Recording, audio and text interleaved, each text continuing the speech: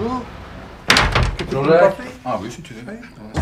Comme je travaille sans rendez-vous, je me tiens à ouvrir du matin au soir sans interruption. Tu peux enlever tes lunettes? Oui. J'estime comme c'est un travail de service. Okay. Je travaille en ville avec les gens qui, eux, ont une heure pendant midi ou à autre moment. Je n'ai pas de raison de fermer, il faut que je sois à leur disposition. Il y a toute la gestion, bien entendu, ça je suis aidé par ma compagne. Pour le reste, finalement, avec l'habitude, c'est quand même peu de choses. Hein. Pas trop chaud? Ça va. Je ne suis pas comme un pâtissier qui a du travail à faire à l'avance. Moi, je ne sais travailler que quand le client est là. Si tu veux t'installer, on va au mieux.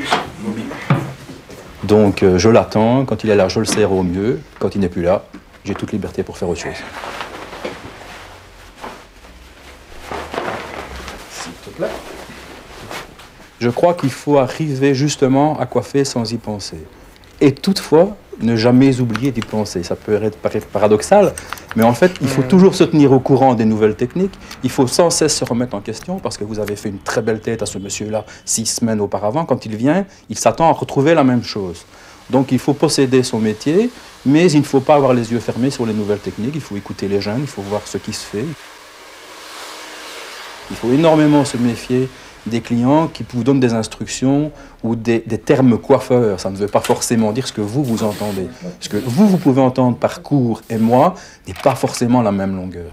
Comment est-ce que je les coupe, comme d'habitude? Comme d'habitude. Tu as moyen, tu les allonges. Je les allonge, ok. Quand on me demande des choses qui pourraient paraître déroutantes, si quelqu'un veut être rouge de cheveux ou se faire une crête, comme on en a fait il y a quelques années, pour un coiffeur, c'est quelque chose de passionnant parce qu'on ne le fera pas tout le temps. Et si on aime un peu la fantaisie, ça permet de faire autre chose.